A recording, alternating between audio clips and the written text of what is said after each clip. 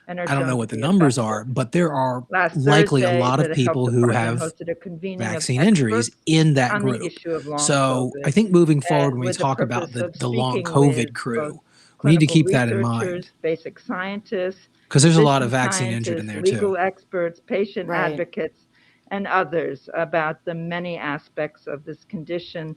As far as we know, we're the first health department in the nation to have Well, this am sort I of, wrong? gathering. I don't follow And the it was aimed not long only at the COVID clinical topic care that community, closely, but but the general public, and maybe I've seen Jay including Bhattacharya people say that living like with the long only really COVID. So it was a documented, very like impressive systematically group, documented and the long event was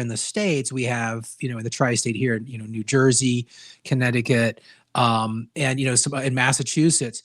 But even though the headlines are, New Jersey drops mask mandate, Connecticut drops mask mandate, Massachusetts, et cetera, there's fine print, with these things. And it's not all cookie cutter, but they are trying to tie these things to some sort of metric, right? And I think we all know that these metrics are completely insane and bogus, right? Whether it's, community cases or hospital percentages or whatever they're going to try and do. That's what they're going to try and do. Even the places that are trying to pretend like that they're more open, even than New York, it sounds like Illinois is going to try and do.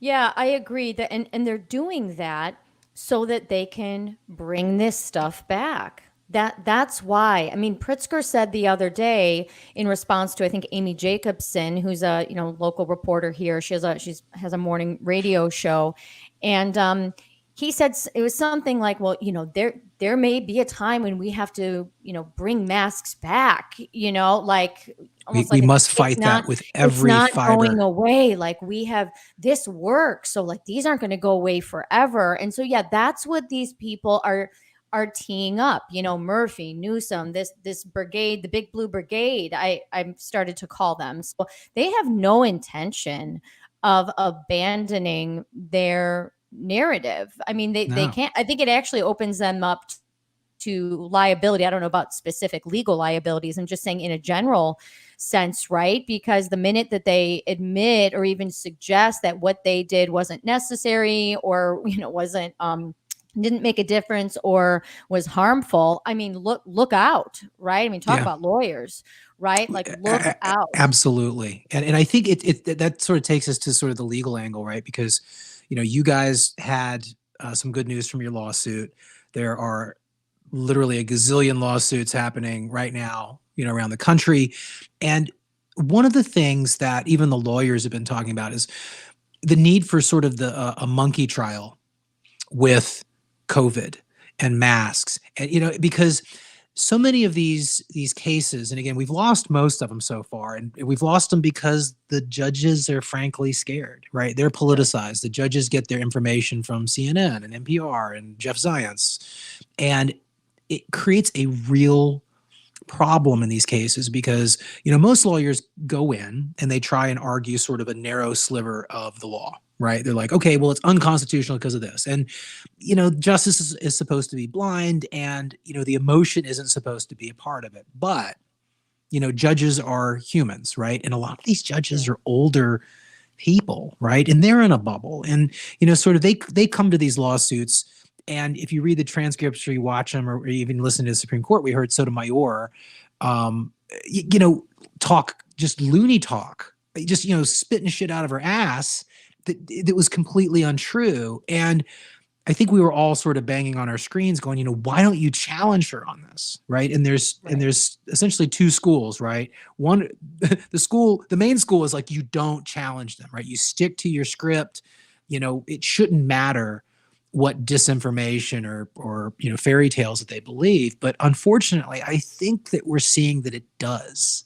The fact that the judicial system is sort of under this COVID spell, right? They believe things that, dumb people believe is severely unhelpful. Yeah, and you can almost tell what news sources some of these judges watch and listen to and read by looking at their decisions. I think the other thing that happened was, if I go back to March 2020, okay, 2 weeks, which we're coming up on 2 years, right? But two weeks to slow the spread. And then, okay, another 2 weeks, and then another month, and then another. It's terrible. And all of a sudden, 2 years later, here we are. But so there were some challenges in Illinois and in other states too that took place legally, but they were all, I think, kind of, squelched because, okay, it's an emergency. Okay, it's an emergency. And so they were sort of creating like a legal precedence, I think, as they were going. But then at some point, it's like, okay, 2 years later, it's not an emergency anymore. But I think that was really dangerous early on when, like you say, these panic judges, like why weren't masks challenged? I mean, just based on a bodily autonomy, freedom of speech, even religious objections. That I have strong religious deeply rooted objections, among other objections, to forced masking. We had churches just bow to this right Yep. away, right? Like all of our many institutions failures early on, completely all of fell our in line. institutions, right? And then, oh, how did we get here? Well, we failed early on. It was because we were afraid, I mean, That's I don't know. exactly it. Right. I don't And know. it's I was afraid of okay. it. Yeah. It's okay to be afraid. Like I was afraid too. I've told my story a little bit. And again, we still have to start doing our origin stories, but Yeah, we do. but I was scared. Well, I don't want to say shitless, but I was concerned in January 2020, and everybody was talking about Ukraine, and I'm going, "Oh my God, there's people falling over in China. Can we look at this, please?" And so I get it. People are scared, and the Swiss cheese chart, right? To me, that is the most damaging cartoon potentially in the history of cartoons, and the idea that something is better than nothing is so harmful and so insidious. And that's at the base of so much of what we're doing is better safe than sorry planning, and this redefining of the word safety and the shifting of responsibility, right? We heard that question in the science briefing, right? Where that reporter asked, well, I'm hearing from immunocompromised people that feel like that they're being left out of the conversation. And it's like, well, wait a second. First of all, did we just magically produce, tens of millions of immunocompromised people that never existed before? Right? I don't think so. Right. And like, what did they do before? Yeah, right. Well, that's exactly right. It's like I think of Star Trek when Spock, rightly says the needs of the many outweigh the needs of the few, and then we've like reversed that. Like, okay, because of yes, thank you, live long and prosper. We've reversed that. Like, and in the context of school, I mean, I can speak to schools specifically because I worked with schools for 20 years. But if you have a teacher, for example, that comes down with cancer, right? Like that does not. And has been never wearing a mask. Well, because she didn't wear a mask. No, but they didn't wear. You mean they didn't wear masks when they came into school? Yeah, and that didn't necessitate. I mean, there's some accommodations for the worker, right? But that didn't necessitate anything from the kids, and that may mean that you have to take a break or you have to take a leave, right? And there's things in your contract that give you some benefits and privileges, as well it should, but that, and same with children, right? Medically fragile children have always been a part of school. That's always homebound tutoring, like hospital-based tutoring, public schools, we had bubble kids, right? Yep, like they were by law. Remember the 60 Minutes profiles of the kids that had to live in the bubble, right? They're very very sad, but we didn't put the rest of society in a bubble, right? Just because this one kid or these few kids have problems. It's interesting because like the nut allergies are, I think, an interesting parallel here.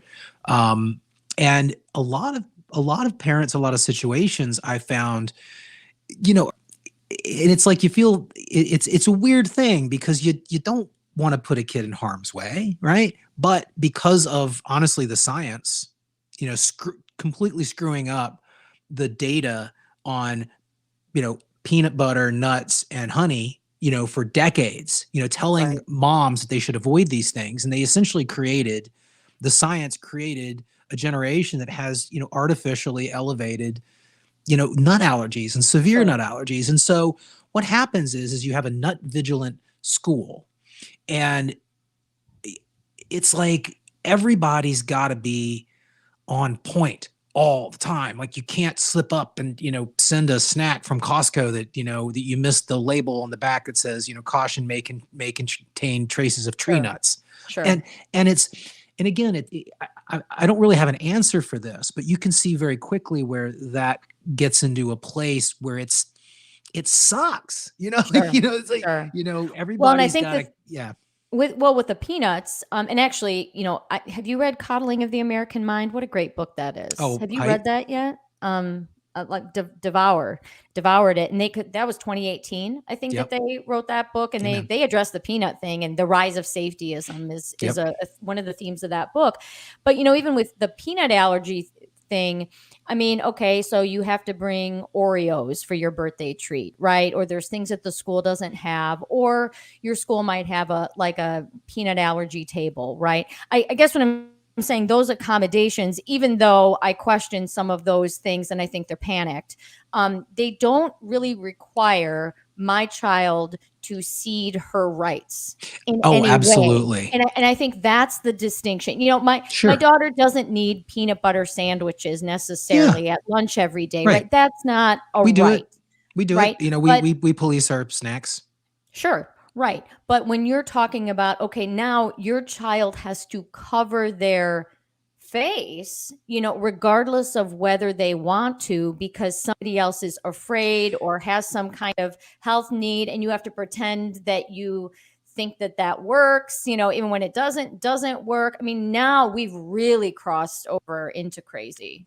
Well, but you got to remember that my mask protects your mask from their mask. Right. And only if we're vaccinated, and if we're both vaccinated, it's still like, then you got to wear two. It's the more vaccines you get, the more masks you should wear. Right. The more protection we need, the more protected we are, the more protection we need. Or what did Trudeau? He said something crazy yesterday or the day before. The dude's just been releasing crazy. I know, but it was something like, you know, the mandates give us freedom, or something like, it was so Orwellian, right? The like freedom. The one recently when he was in part with the emergency session of Parliament. Yeah. Yeah. I mean, that's like, what does this guy hear himself? And, you know, I've said repeatedly, more mandates, more testing, more masking. These things have led to more freedom nowhere in the world. See America's college campuses if you don't believe. Yeah, it's all the same. And what I don't have the clip of it, but everybody should seek it out, because there was an emergency session of Parliament. He's standing there, he's wearing a mask, and he's just spouting all this Orwellian stuff. But what struck me is not really what he was saying, but how he was saying it. Like, there was like a twinkle in this dude's eye. Like he was in it. He really believes it. And he believes it. You know, and again, I don't know if there's any truth to the rumors of his real father being Fidel Castro, but I think it's hilarious. But like, you know, when you watch him, if you think about that, it actually adds an element of ickiness to it that is kind of hard to get past. Yeah. Yeah. Because Tracy in the chat has the quote. He says, the mandates give us freedom from future mandates. Oh, of course. Obey now, because at some point in the future, we will maybe give your freedom back and then not have to mandate you anymore. I mean, that's just, he was a grade school drama teacher. That's right. Is that where he did all his blackface? When he was doing his dramas? Right, yeah. I haven't followed him closely. I mean, I got my hands full with the governor of Illinois, so there's too much. Can't keep but yeah, you know, he, to me, sort of on a high level, when he came into power, it's not like I brushed him off or ignored him, but he really does represent that, I think, unhelpful desire for humans, for citizens, to elect that kind of person, right? To elect somebody who's, you know, well-spoken, handsome, you know, kind of comes off well, represents well, over somebody who's a troll, you know, speaks in a crackly voice, you know, looks terrible in clothes and can't string a sentence together. And this is a completely different total podcast, but like that was my issue with Trump, because I understood how a lot of people maybe didn't like the way he put himself forth, right? His demeanor. I don't like golden toilets particularly either, but my argument was always, well, you know, would you rather have somebody who's effective and you can't stand to listen to, or would you like somebody who's pretty and sing-song, but has terrible policy? I would always choose the first person. You know, it's like I can get past the presentation. I'm not going to vote for somebody just because they're an actor. And I think that we have a lot of actors or wannabe actors in politics, and it's not good. Or just, I mean, you know, my governor's not good looking. That's for sure. Although he's not an ugly man. I had to be Holder. Yeah, there's a lot to love there. Well, but there's he's rich. Whole lot he's to rich. love there. Right. He's wealthy. That's the thing. So that's the, you know, right. We've got these like pretty boy, really strikingly handsome. I mean, Gavin. He's like a Newsom's dynasty good-looking too. What you're guy. saying? Oh yeah, Pritzker. Yeah, Yeah, Pritzker it family happens. dynasty. Political Yeah. dynasties are another problem too. Like Newsom's part of a political dynasty. Cuomo was. Well, the Pritzker family, just tangent here, but the Pritzker family supports, has supported financially Gavin Newsom and his campaign. I mean, when he first ran for governor, and the Gettys, I think, were another family. Yes. There's like 6 or 7 big families and people within those families. And yeah, the Pritzkers are one of them. And you know what? Whatever. They've done a lot of good philanthropy, and I mean, as far as I know, right? And things like that. That's- But yeah. But I mean, to that point though, the Pritzkers have given so much money to entities and institutions all over Chicago and the state of Illinois, such for them, that, well, right. guess. But here's the downside, right? In this crisis, do you bite the hand that feeds you? No, you don't, right? The theater that closed, the museum that had to shut down, the hospitals, the Pritzkers give a lot of money to the hospitals, right? So that in this crisis, this has really, I think, shut people up in our state anyway. And that's, money is very corrupting. It's money is a tool. I teach my kids all this all the time, Sure. right? Like capitalism and money, they're tools. They're not evil. They're not good. They just are. But you can see this even in like with Fauci, right? He can have the best intentions in the world. The people he deals with can have the best intentions in the world. But when one dude like Fauci controls the fire hose of money, right? That allocates bazillions to scientific research, then the scientific research by definition is beholden to Fauci and his opinions, and it gets corrupted, right? And when you use the word corruption or corrupted, people kind of go to sort of a nefarious, bad intention place, and it doesn't have to be. Like money is corrupting, right? It just is all the time, and you just have to be aware of it. And it sounds like that's a big part of what Pritzker's operating on. And yeah, no, absolutely. So we'll see what he has to say today. I have to wrap up because I'm really hungry. I haven't eaten today. But you should do right it now. You should do it. I Yeah, think a lot of people in the chat wanted you to I think live so. watch the Pritzker. I think that would be awesome. Let's do that. We'll live watch. I'll see if I can get maybe Shannon Adcock or somebody else to kind of jump in. Although I'd be happy to do it myself too. But just you can yell at him and get give color commentary. Yeah, right. I mean, people would probably log in just to chat and kind of all yell at him together. We're really, I feel like we're at a breaking point here, a turning point. And that's finally. But to that point, I think we've been telling all our local parents this because it's like 2 steps forward, 1 step back, 2 steps back. And there is an inflection point right now, and we have a very masky friends of ours who are local, and we just found out last night because we've been battling with them for 2 years now. They thought we were crazy, and then in recent months they thought we were just a little too extreme, wanting the masks off the kids. They caught Omicron in December.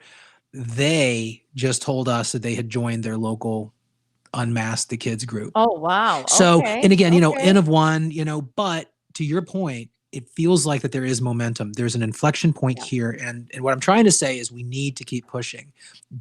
Don't sit on your laurels. It's exhausting, but like there is a crack here. The light's coming through, and we cannot let them rewrite history. We cannot let them tie our freedom to these political metrics. We just can't. Yeah. I agree. I'm not going to let up. I do need a spa day though coming up soon, or some kind of break. Yeah, because it's just been so intense. You got to take breaks. So you have to take breaks and let other people kind of pick up the mantle for a little bit and then jump back in. So, well, it was good to talk with you today. Good to see you. This is always fun. We'll check back in. Maybe tomorrow, you and I, maybe tomorrow after all of these speeches and things are made. I do want to, I'll see what Pritzker says or what happens with the Illinois case, but I know we wanted to maybe have analysis of that case. Kind of what's going on. Maybe we get one of our lawyer friends to come on and help one of our lawyer friends is going to come on. I have another lawyer friend that might be interested in coming on. If we do that tomorrow, I know a lot of people would tune in for the what the heck is going on with the Illinois school mask mandate topic. So enjoy the rest of your day. Thanks to everyone who's in the chat. All right. Bye-bye. Bye-bye.